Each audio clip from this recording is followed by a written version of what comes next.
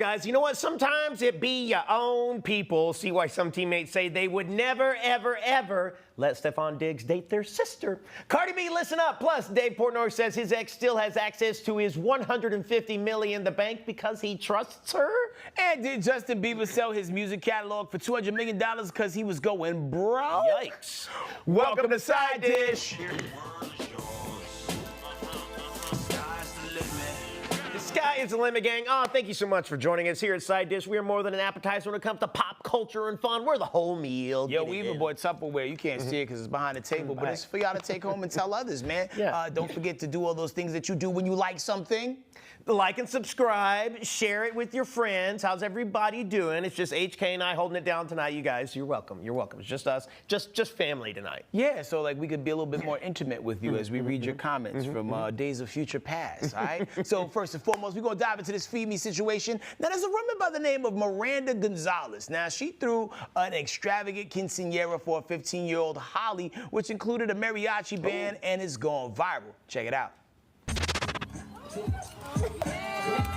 Okay. Wait, is that that's a cat in a remote control? So it's a quinceañera. A quinceañera? Yeah. Happy birthday. Wait, is it a quinceañera for a cat? Hey, slow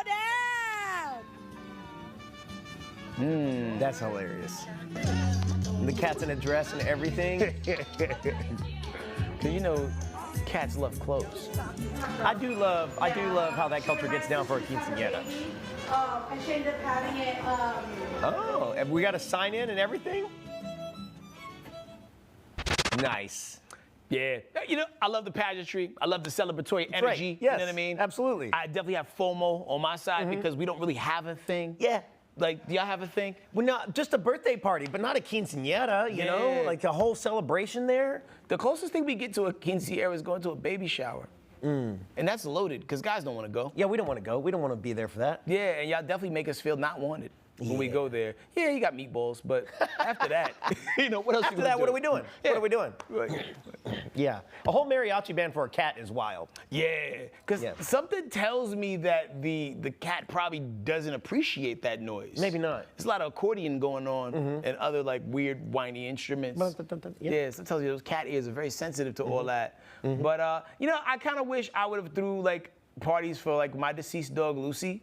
Oh, you know? Lucy, yeah. Because you just never know when it's going to be the end. And I don't know how long cats live, because I've never had a cat that lived that long, right? Yeah. But, like, so if you're having a 16-year-old party for a cat, that's almost like a homegoing service, yeah? Yeah, that's interesting, because it's like we know how dogs age, but I don't know how cats age. Does anybody know how cats age? How do cats age, guys? Do we know? Do we know how cats age? Oh.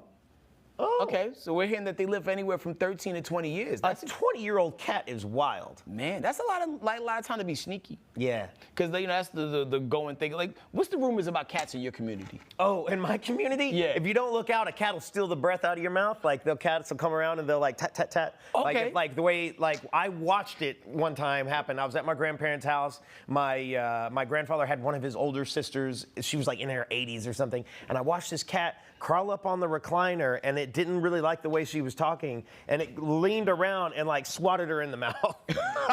It just didn't like her old voice, and that cat was like, bah! Just hit her one time, and they're like, oh my God. Yo, like, so I guess there are similarities, because like I've heard that, like, you know, they always say like in our community, cats are sneaky. Yeah. They steal your breath. You can't trust cats. Cats are like the souls of old slave owners. Oh, what?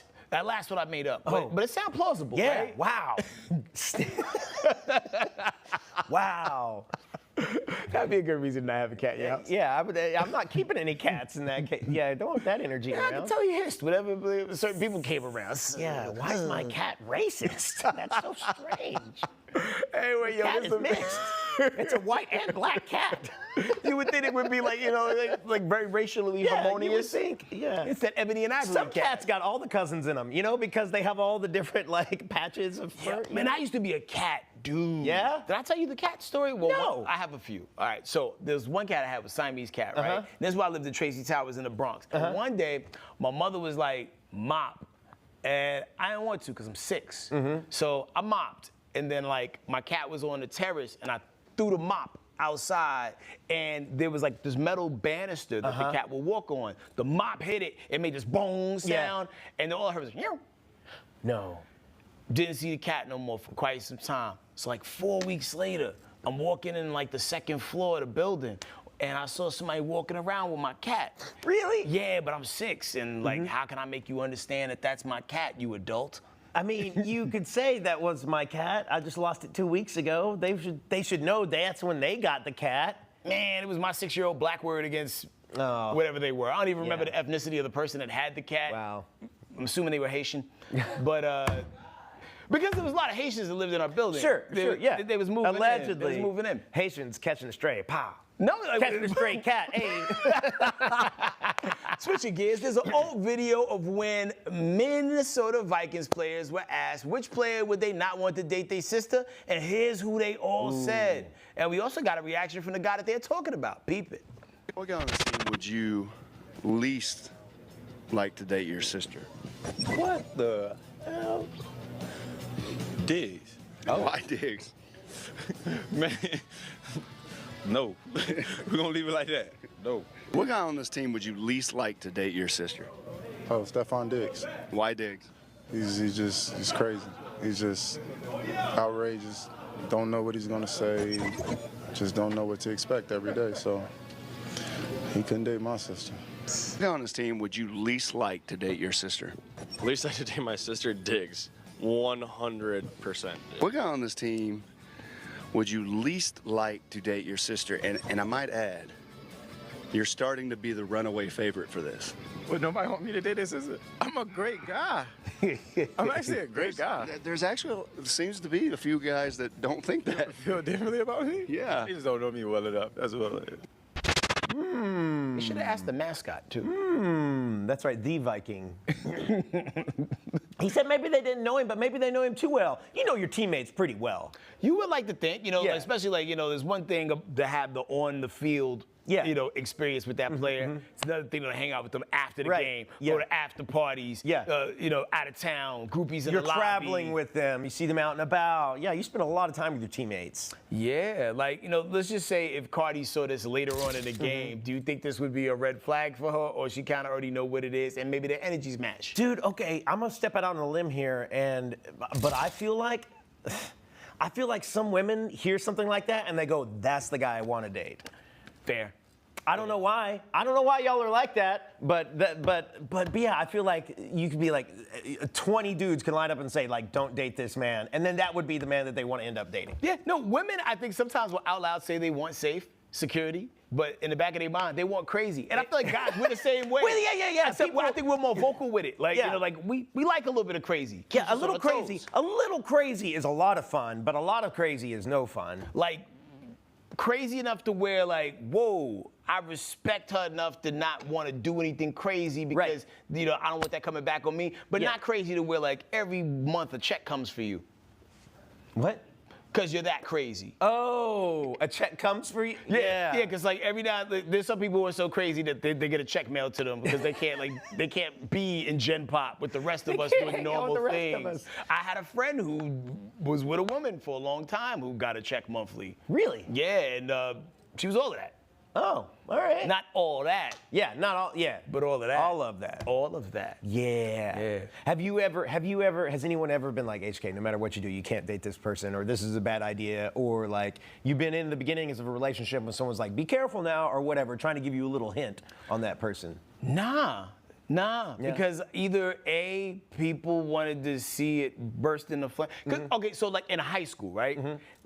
I was the person who would always like date the new people that came. All right. Which was almost like Russian roulette because you don't know what these that's the roll people's of the dice. stories were prior to them getting there. Right. And I remember one time there was a chick I messed with, and actually it was who lost my card to. Oh. And this wasn't even in high school. It was in high school. Yeah, it was. All right. Yeah, it was in high school. And come to find out, like in the town she left, that was like her thing. So it made me feel dirty. It made me feel cheap. Really? No. Yeah. It really did. It really did. It made me feel cheap. I felt used. No. I felt used, no. man. Like, it was special to me. It was. I'm telling you, it was special. If it was special to you, then it was special. You know. And then, like, man, like, I don't even think she finished the whole school year. And then off to the next city. It was almost like she was like on like Dingling Brothers Barnum Bailey. Not Dingling Brothers. Oh my Wow. God! I wish I knew her last name. I'd Google. Wow, I ended up dating in high school. I ended up dating a girl who lived like literally like a city and a half over. So my girlfriend didn't go here. Okay. But yeah, no, I was like in my 20s. I was definitely in a couple of relationships where people were like, "What are you doing?" And I was like, "I like danger." keeps you alive. Yeah, and most of the time people are right. Most of the time people are like, "This ain't gonna end well for you," and you're like, "I think it will," and then it never ends well. So y'all in the chat, Yeah. what say y'all? Pro danger or Yeah. you like a safe situation? Yeah, pro danger or predictability forever. Okay, moving right on along. Barstool Sports CEO Dave Portnoy, this man is outspoken, and he stopped by Club Shay Shay, and although he is divorced from his ex-wife, she still has access to this part of his life. Is it true your ex-wife have access to your bank account? Yeah. I told you, I trust her implicitly. I beg your pardon? Implicitly, I trust her. If she wanted to take it, she could. There's very few people that you meet where you can trust implicitly. And to be honest, she was there when we were living at the in-laws' house. She was there when we couldn't afford a hamburger. She was there through the grind. She, to me, just like we kind of separated when we started making it, Right. so she doesn't get to enjoy any of that. Right. To me, that's not right. Wow. Hey, I'm a loyalty guy. You are a boy. You loyal to Yeah. the song for real. Yeah. I don't know too many people doing I that. know it surprises people, but she could have. If she wanted to do something with it, she Right. could have done with it a long time ago. If your ex-wife, is she married? She's dating somebody, boyfriend. Are you cool with that? Yeah, I want her to be happy. It's true. But then she can't get no more access, Dave. She got to cut off, cut a little. I won't even notice if it's gone. You mean to tell me she might? I mean, if she takes it all. No. But she might take like, you know what? I'm gonna have this extravagant wedding. I'm gonna spend, $500,000 on a wedding. You cool with? Yes, 100%. 100%. My man balling at a different level. That's how you know that's real money. Arlene was telling us Dave Portnoy has estimated his net worth to be like $150 million. He started Barstool Sports, which I didn't realize how big it was. Like, I know it's a social media platform and then podcast and Instagram and all this other stuff, but like I guess it started in the 20-teens. Someone in the comments knows a whole lot more about this than I do, but I had no idea that's how much money they were making. In my head, I thought it would have been more. Yeah. You know what I'm saying? Because 100 of million, how yeah, much you hear well, about sure. it. Because does Barstool also, is that the umbrella company that does Club Shay Shay as well? I don't know. I don't think so. Okay, cool. Because I know there's a few other brands like Gillian Wallow. Are they up with First We Feast? Is that part of them too? Hot Ones? I'm not sure if Hot Ones is under them. I know they had the Call Her Daddy podcast started there. At one point in time, but I yeah. think she now signed her separate Spotify deal, I think not too long ago. But just Barstool Sports in general, I think they like their whole thing was they niched into like college sports and pro sports and just like went hard and created this whole thing. It's interesting. I watched a bit of that interview, and Portnoy also goes in hard on Kanye in the same interview, and he doesn't understand how like Kanye keeps getting passes, so to speak. Portnoy is also Jewish, and he brought that perspective to it as well. Okay. And so it's interesting to see it, get little different pieces of people in different clips. Yeah, no, absolutely. But shout out to Dave for because like most people would be like, oh, we ain't together no more. Stores closed. Yeah. But when you got people that was rotting for you when you was in the trenches. Right. And Yeah. you can, and even though the relationship didn't work out, it takes a certain type of heart to be able to be like, all right, cool, I'm gonna still let you live a little bit. But I wonder if she decided to marry somebody else.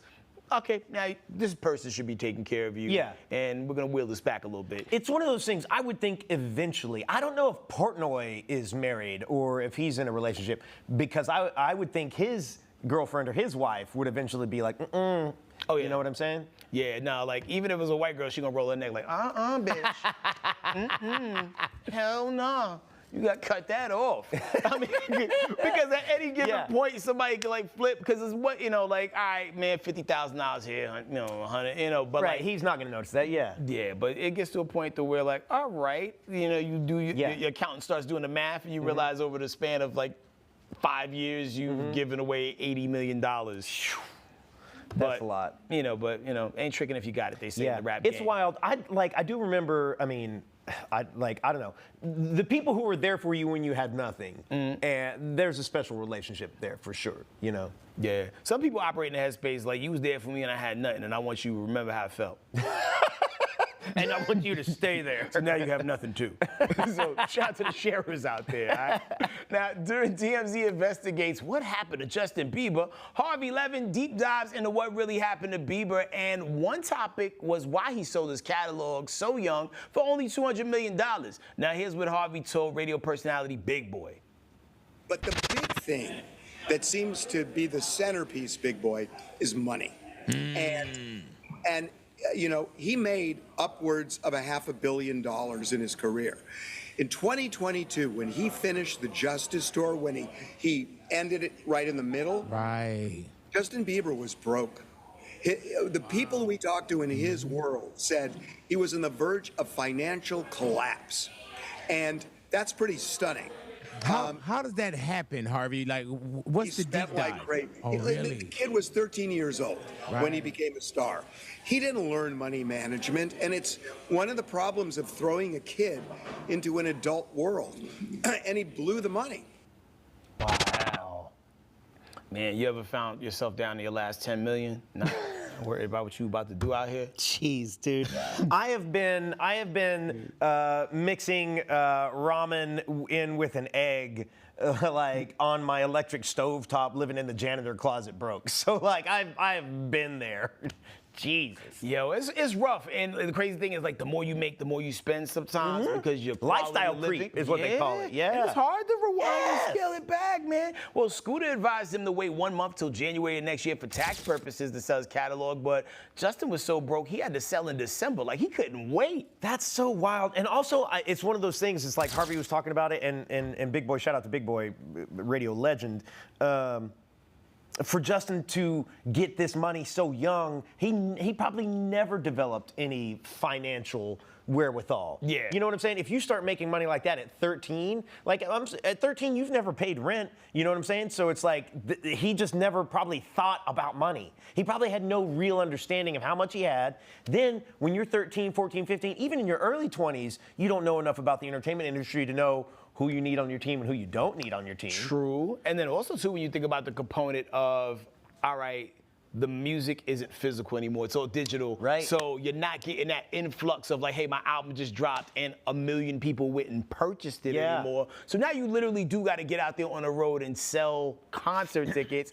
And then I know he was having that issue with his face where like it was a variation of Bell's palsy. Yeah, that's I vaguely remember this. Yeah, and there's various rumors as to what caused that. But like, if you don't have all of the emotion in your face, you can't hit those notes, you can't sing. Yeah. So now you can't go out there and make that money. So it does put you in a really weird spot. It's so interesting. A lot of times, I mean, you hear about artists selling catalogs, but oftentimes that's when they're, I don't know, I interpret it as like more or less getting kind of ready to retire. Yeah. Really. And it's like, I'm going to take this one big check and just kind of like kick it.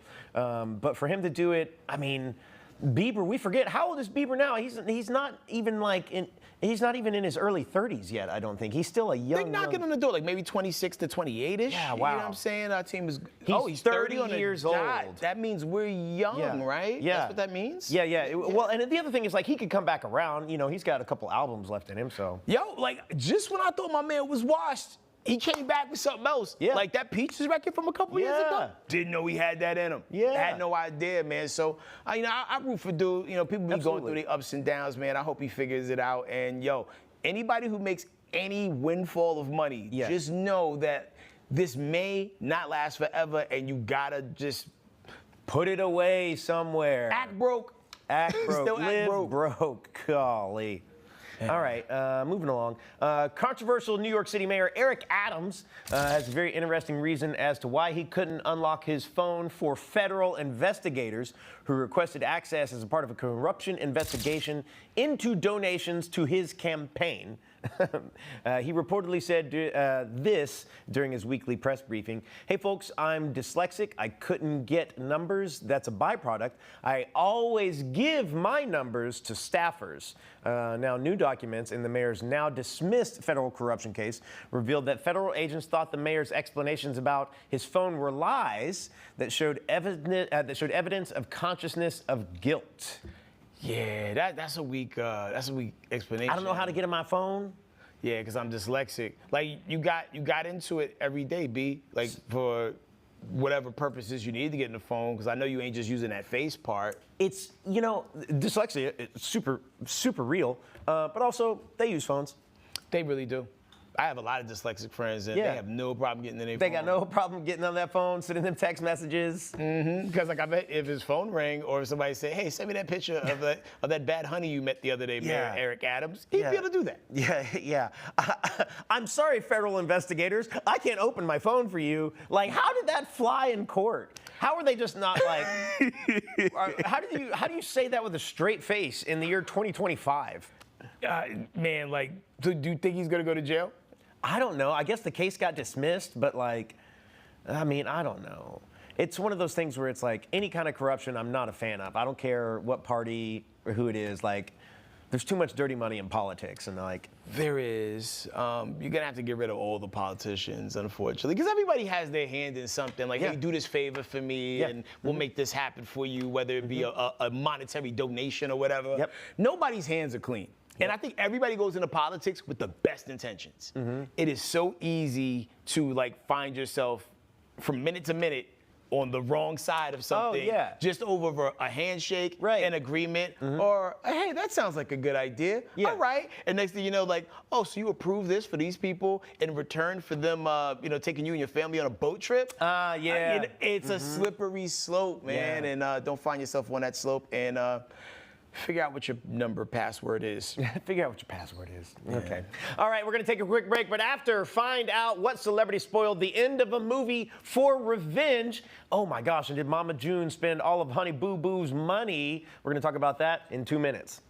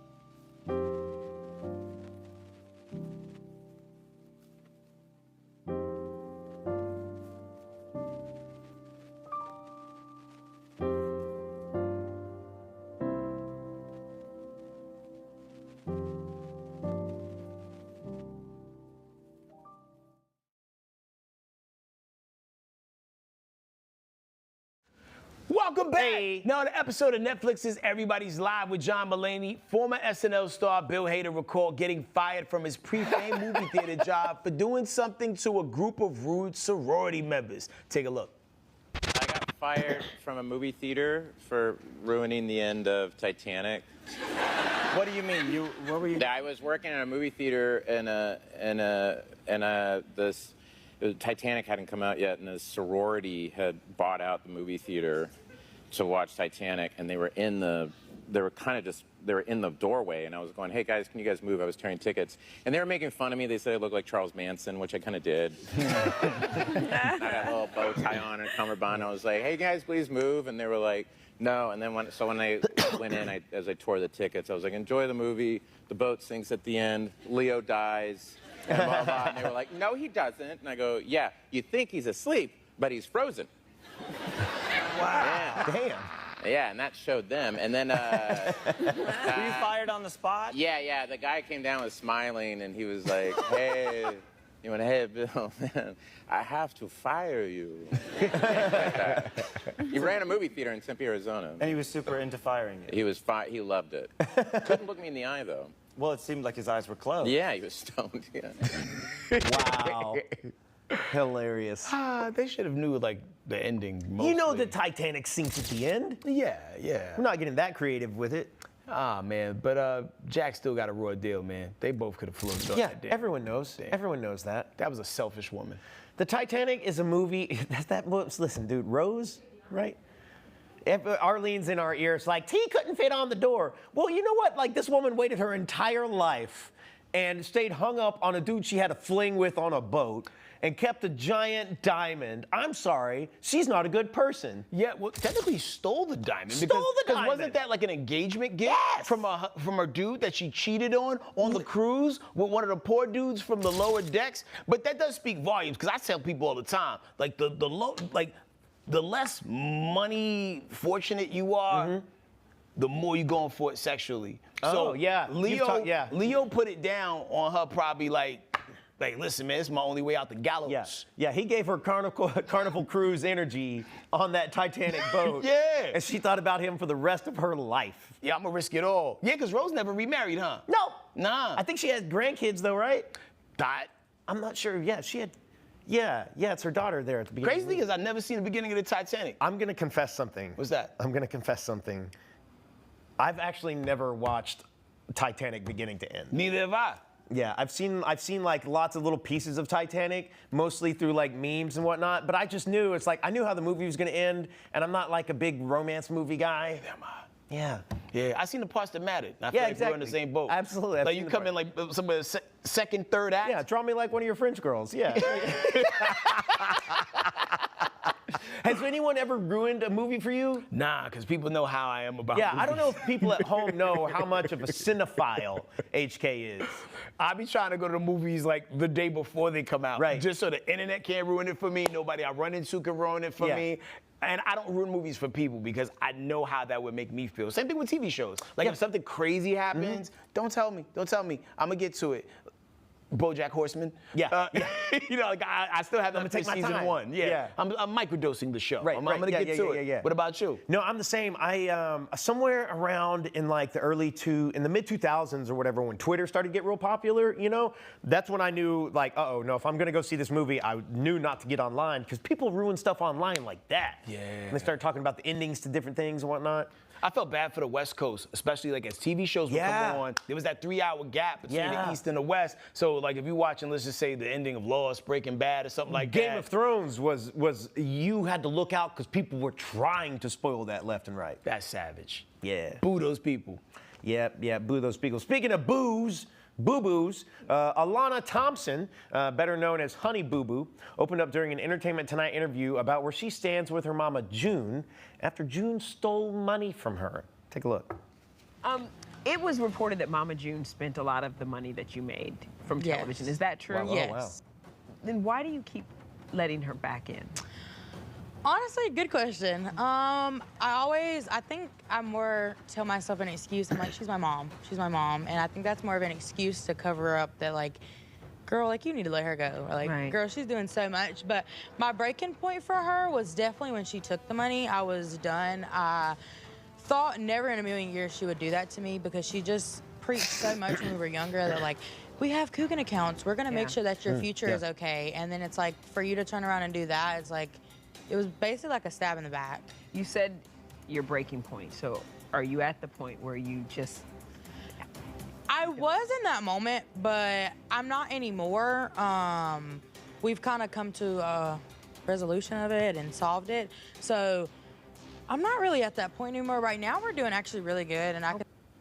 Well, just for people who are listening really closely, she mentions Coogan accounts, which I'm glad she brought up. And so anytime you see like a kid who's on television, a lot of times, especially if it goes through the union in some form or fashion, a lot of times an account is set up called a Coogan account. And so that's the money that the child receives as a person who's getting paid to be on TV. And so a lot of times they'll do that to try to keep the money from a parent. And so the money does for sure go to the kid.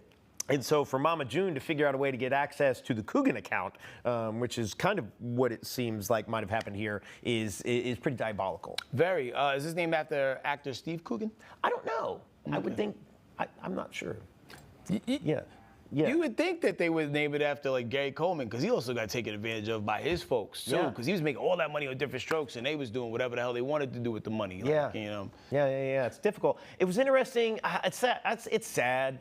It's sad, you know, to have a falling out with your parent over money, especially like, because Mama June was an adult when that show began. And, you know, maybe she didn't know the ins and outs of the entertainment industry, but at the very least she was an adult. And Alana was a child, and she didn't know the ins and outs of the entertainment industry, and also doesn't have the experience of being an adult to know, do I want to even do this or not? Yeah, you kind of just going along for the ride because the ride showed up. You know what I mean? And you just trying to maintain, you know, because once you're in the game, you can't tag out. Like, being famous is almost like being in a gang. Yeah. You either got to get jumped out or die, or just completely isolate yourself to the point to where people can't find you, don't know who you are. You got to go witness protection if you're trying to get out. Yeah, so you got to stay in it. And I know one thing about this family is they find shows, you know, between point A and point B to get realigned with. But I just hope that, I don't know, that she finally gets the money that she should have got and gets that bankable gig that puts her in a place to where she can, you know, see the big bucks that she should have got. Yeah. So Jackie Coogan is what the Coogan account was named for, and this was a person who was a child star in the 20s. Interesting. We're just getting some trivia here live on the show. He became Uncle Fester on The Addams Family later on, so that's what you might know him from. The classic TV show, I'm presuming. Yeah. I wonder if he got more money from the Addams Family than the other thing, because people, like, in your head, like, the Addams Family ran for, like, ever, and I think that show ran for, like, 3 years, if that. Yeah. Same thing with Munsters. I think Munsters ran for, like, 1 season. Oh, really? Munsters had a way shorter run than people assume it did. It's just the reruns was crazy, and then they brought it back for, like, Munsters Now. And just sort of as an IP, it just sort of lived on. But man, like, I mean, you have a great relationship with your folks. I'm very lucky. Yeah, I'm very, very lucky. Yeah. It's funny, man. It's looking at a situation like that, like, you know, Honey Boo Boo and Mama June, just makes me appreciate it even more. The fact that I have a good relationship with my parents, because my heart breaks. My heart breaks for people who don't have good relationships with their parents. I mean, just 100% real talk. Like,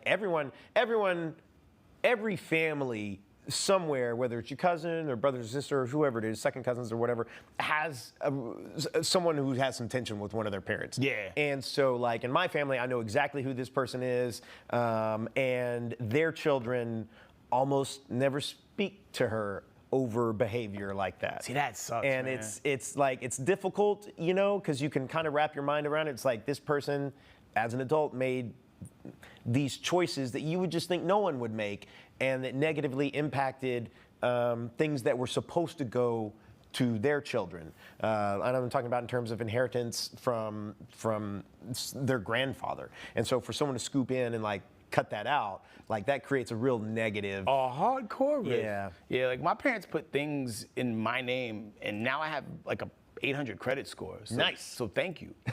Thank you very much, folks. Like, it doesn't always go bad. Like, because, like, sometimes it's like a nefarious thing. Like, yo, my parents put, like, electricity in my name, and now I have a 2. Right. Like, no. Like it worked out. They did it strategically to make sure I had established credit going in the They were life. smart about it. Looking out for your future. Yeah. Thanks, Mom and Dad. Thanks, Mom and Dad. Thanks, Mom. Yeah. Switching gears, Michelle Obama stopped by the Good Hang with Amy Poehler podcast, and Amy asked Michelle if she works out and can do push-ups. Well, this made Michelle bring up the moment during her first term as First Lady when, while on the Ellen show, Ellen challenged her to do push-ups, and you can see them right here doing the push-ups, and on the B-roll right there. Well, here's what Michelle had to say about that moment.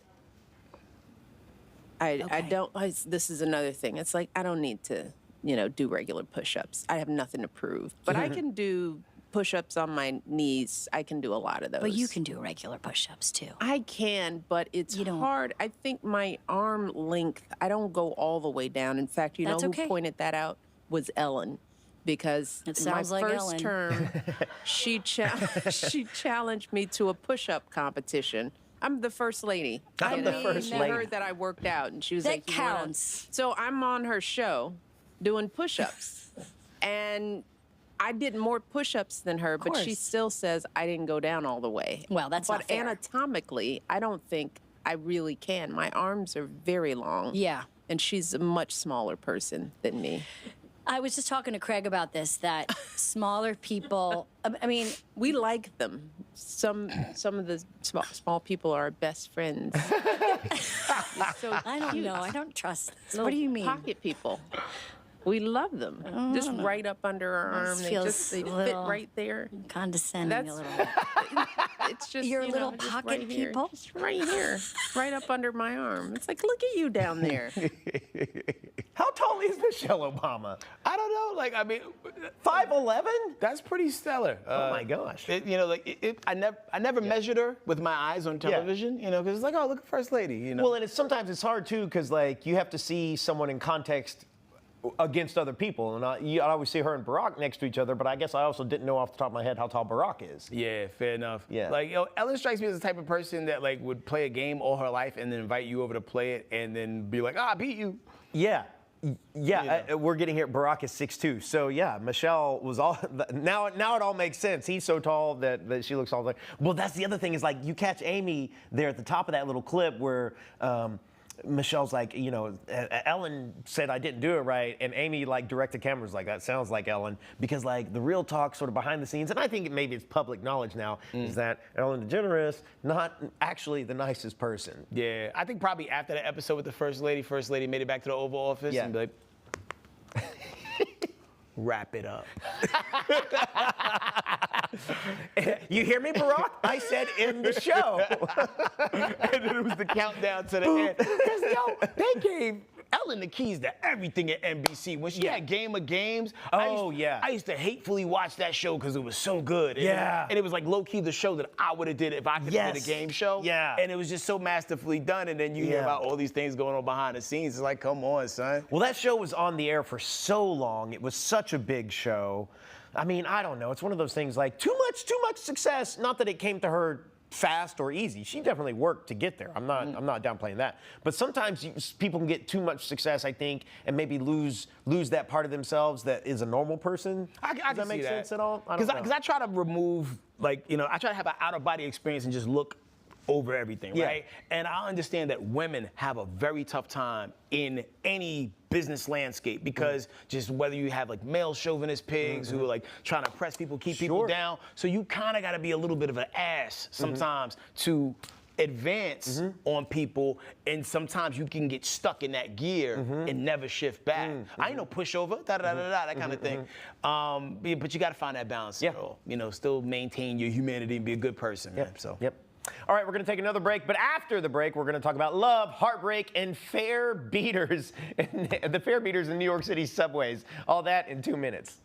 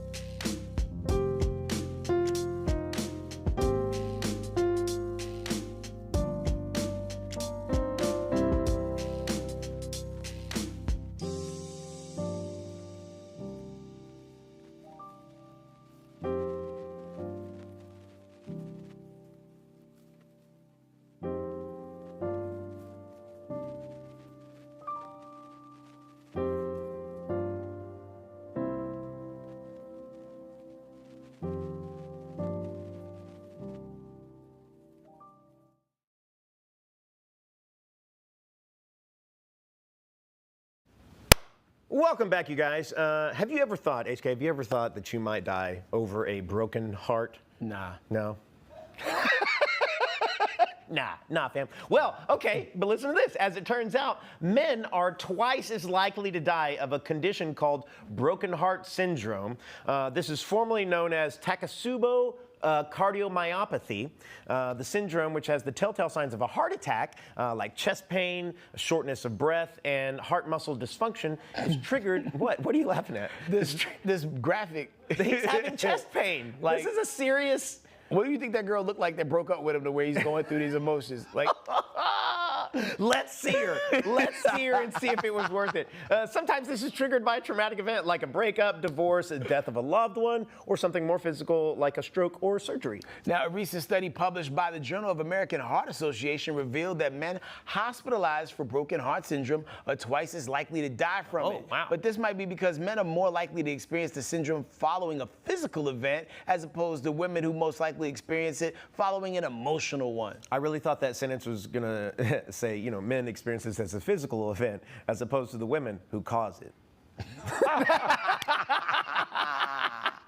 Y'all can't hear it, but over there behind the wall, the women who make this show are not happy about it. It was like a grown choir, like, at the same time, all in the same similar octave too. Like, yeah. I mean, it is rough out here for both sides. Yes, you know, I think men, we do move on quicker, even if we say we hurt, because we're so used to like hurting internally and not necessarily like emoting on the outside to where it'd be like, yeah, we'll get over it. Meanwhile, inside, like, you know, you jack. You know, floating off the door. Oh, just like floating off. Yeah, just floating Titanic off the door. style. I'm dead, but I'm a resurrected. This is new action. It's weird. It's interesting. This is like, I'm glad that I have learned this because also like, it's one of those things where, I mean, you know, a lot of men aren't good at talking about their emotions and not good about talking about how they feel and whatnot. And this seems, if I understand it correctly, that this seems like a very real physical thing that can happen to you as a result of, you know, they say sometimes something physical like a stroke or a surgery, but also like from an emotional damage. You could really be hospitalized for this. No, I know of situations where people have died from a broken heart. Even in the famous space, I know when Carrie Fisher passed away, her mother died a couple days later. Just over the trauma of losing her kid, Debbie Reynolds. And it's a thing, man. Like, the heart is the strongest muscle that we have in our body. The brain may be secondary. And like, you know, you just hate to see people going through that. There was just some data here that our producers had pulled for us and said that they'd done this research. They looked at like 200,000 cases or something like this of this syndrome, and that 11% of men died as opposed to only 5% of women, which just goes to show you. So it seems like the roles are now reversing. Like, you know what? Women are the less sensitive ones. Now whose heart's broken? No, I'm joking. That's terrible. It's sad. You got to check in on your people. But also 11% is very low. Like, that's pretty low. What were the other 89%? The 89% of the deaths that were caused amongst men. And what's the other 95 that did it for women? Like, what do women die of the most of? They're gonna check. They're gonna check in the back. Being sick and tired. That's probably the one. It's weird. I don't know. Here's the thing, and we've talked about this a little bit. This to me. My takeaway from this a little bit is in the last year I've became sort of like a pro therapy person, where I think it's a good thing. And years ago I was like, I don't even know that I need it or anything like that. And listening and just looking at this stat, I'm like, oh no, this is very important. And you know, whether it's an emotional thing that leads you down to this Takotsubo cardiomyopathy, then yeah, maybe sometimes the work isn't done with like a scalpel. Sometimes it's done sitting down and talking it out with somebody. Yeah, man. There's something about speaking in tongues and talking to people. And they were saying heart disease #1 amongst men or women? Oh, wow. Women, there we go. Yeah.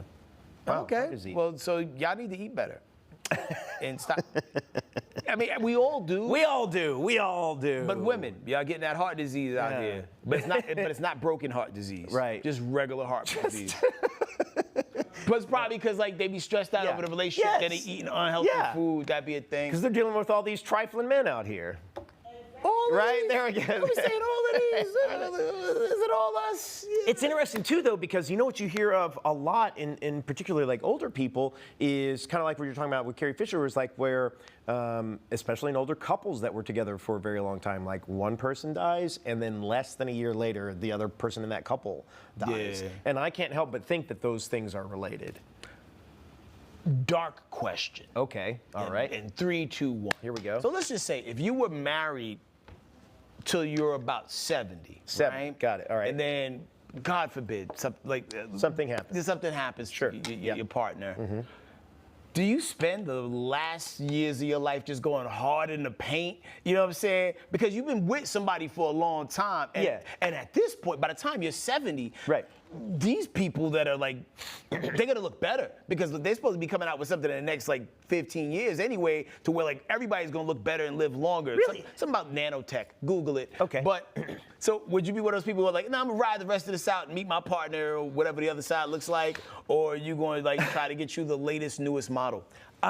It's interesting because I've thought about this. Like both of my folks are still alive, and I'm very, very lucky, like I said, about it. And it's one of those things where it's like I sort of back into it. Like, would I want my mom or dad to date again if something terrible happened? And it's like I don't think I would not want anyone to go through loneliness as an older person. Yeah. You know, like I would want that person to be happy. And so like I think for myself, like I wouldn't want to be 72 and alone. Fair. You know. And you shouldn't be. And like and not being alone doesn't mean being in a center either. Like, right, you know, yeah. Because people shake you when no one's looking. Yeah, sure, yeah. Yeah, but no, go ahead. No, I would definitely like it would you know, I don't know. And I would think my partner would want me to enjoy the full happiness and spectrum of life. Like I would wish that for someone. Yeah, I'm sure they looking down from heaven. Look at him having a good time. Can't wait till his ass is up here with me so I can tell him about himself. Yeah. Why didn't that Taksubo cardiomyopathy hit him? When he learned that position. Yes. Speaking of heartbreak, do women get jealous when their ex moves on to have a successful relationship with another woman? Yep. Now, a man named Christopher Keefe sparked a major debate on Facebook after posting this.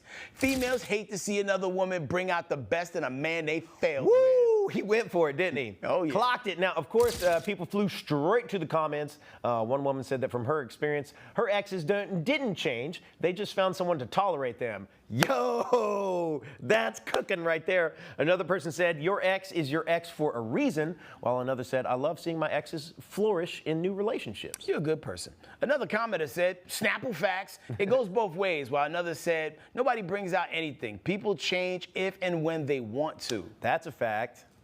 Yeah. Have you ever found yourself in a position where you felt like your ex was hating on your new situation? I've never, let's see. I don't know that I've had an ex like hate on a new situation.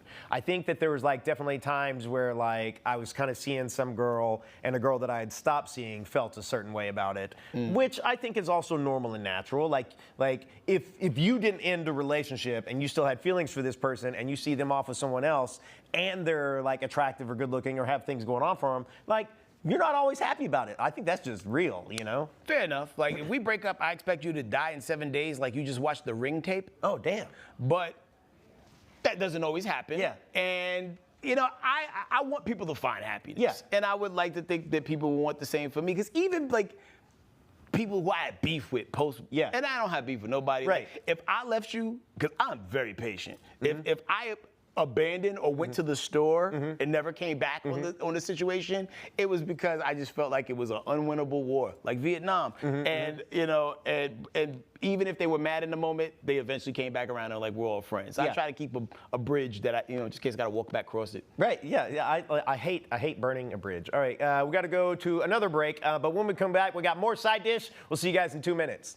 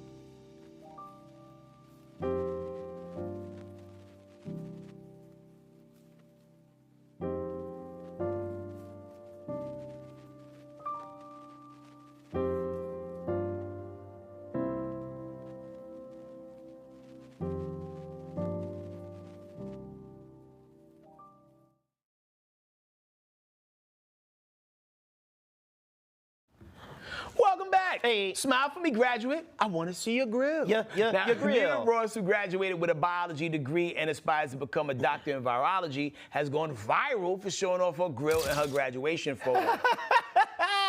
Oh, that's funny. Now, some people were saying, here for it, saying it doesn't matter if she's wearing a grill.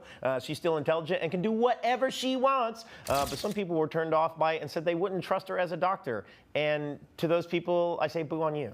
Yeah, you know, like just because you took a picture wearing this doesn't define your whole life and what you got going on, you know, in your professional space. Yeah, it's a piece of jewelry. Just because it's not for you doesn't mean that this woman who is going to be a doctor in virology isn't going to save your life. Yeah, edgy and educated. Get a woman who can do both. Right? You know Get what I you mean? a woman who can do both. Like, yo, because like low-key, I find it very attractive where girls have a hard edge to them, but also wear glasses. Oh, yeah? Like, oh, look at you being over here not being able to see good. but you curse like you do. So, you know what I'm saying? Like, I don't know. Like, I like it. I like it. It's funny, like I hope that she leans in, and I hope that when she becomes a doctor and has like her photo hanging in her office, she puts that grill in. Yo, if she lived in Houston, she would be the most like sought after doctor in H-Town. Absolutely. I graduated this past weekend with an undergraduate in biology, doctor in virology loading. Yeah. I'm going studying to viruses. take a picture of her picture so I can follow her page. Yo, man, good. Yeah, shout out to her, man. Absolutely. Dr. Grills, why not? Doing her thing, doing a big thing. Yeah. That, like, were you given the opportunity to do something avant-garde and to the left in your graduation photo? No, I mean, I was like real basic with it, you know, like walk across the stage, shake the hand, just smile. That's the whole thing. Yeah. Did you do anything? I might have like struck a b-boy stance, but it was kind of tame in comparison to what I wanted to do. Yeah. Because I thought I had all this time. Because I also had a show that night. So like I wanted to get like my graduation tassel put on a Kango, and I wanted to wear the Kango instead of the graduation hat. Yeah. Just didn't have enough time. Yeah. Or knew where to get a Kango in Dallas. Yeah. You're like, this is before the internet was like on fire. You know what I'm saying? Like, so I could order this and it'll come like I could get this in 3 weeks. Yeah. You know, that kind of vibe. Yeah. So I missed the opportunity, man. But shout out to her, man. Grill away. Absolutely. All right, we're going to be back in 2 minutes with everybody's favorite game. Whose cousin is it?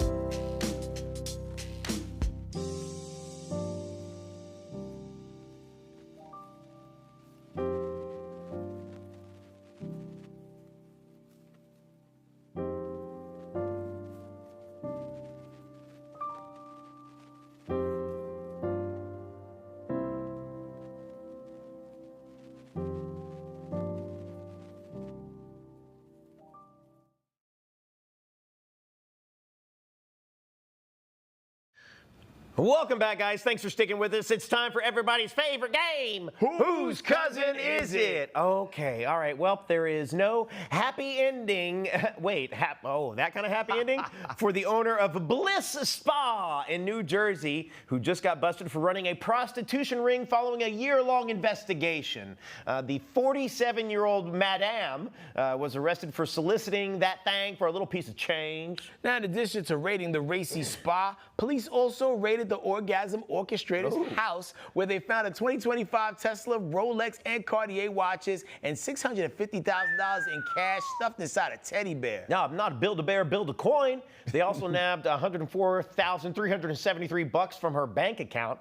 The hustling harlot head woman was hit with a 1, 2, 3, 4. That's first-degree money laundering, second-degree promoting organized street crime, third-degree promoting prostitution, and fourth-degree maintaining a house of prostitution. That's a hilarious-ass charge. Maintaining a house of prostitution. They tried to fancify it. Yeah, right? Like, yeah, you madam. Now, 4 other women were also charged, but it's unclear what roles they played in the prostitution ring. I bet I could guess. Okay, whose cousin do we think this is? She probably called those other 4 the Yankees. Yeah. It's so funny. I mean, it's not funny. It's not. Because here's the thing is, like, $650 in cash, $650,000 in cash. First off, that had to be a giant teddy bear. Yeah, one of them big ones that you win when you're the best at that game at the carnival. But then also it's like, that's men were paying for this service. She's just doing community service. You know, I do have an issue with people arresting people who are paying victimless crimes. What they're asking for. Like, hey man, if you want to be weird about it and go someplace and get your beef stroganoff on, by all means, knock stuff out. I'm not offended or affected. Yeah. All right. So who are you going with? This feels like my cousin. Wait, it was a massage parlor officially. That also feels like there is a particular kind of cousin who owns a lot of massage parlors. Would they be related to the person who killed Apollo Creed? Oh, interesting. Oh. I'm gonna go other in Russian. Russian other. Yeah. That's very interesting. Ruther. Yeah. I'm gonna go my cousin. Okay, 30 seconds. We got to get to it. Okay, here we go. Move that van. Oh. Daniela Delano. Yeah. With a name like that, I don't know. I never went to school with them. Yeah, I don't know what Delano is. Maybe y'all can, in the comment in the chat, can Google that and let us know in the comments, and we'll figure it out for the next episode. Also, maintain your house, even if it isn't a house of prostitution. Yo, man, we love y'all, man. Like, subscribe, share, tell See you others. guys later. We'll rinse, repeat. See you again soon. Bye.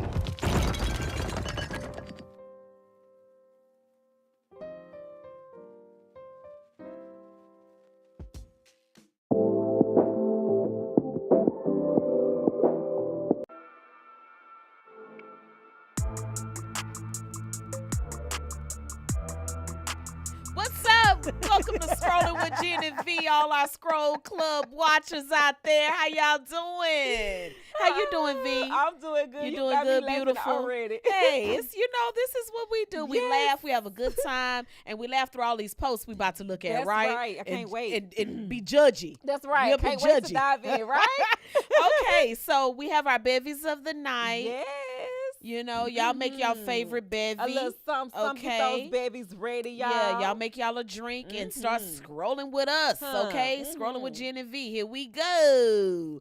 What is our first section that we have? It's the best section. It's not the club section. It's not. It's not the club, but it can be just as good as the club. Facts. Okay? Okay. What we have, V?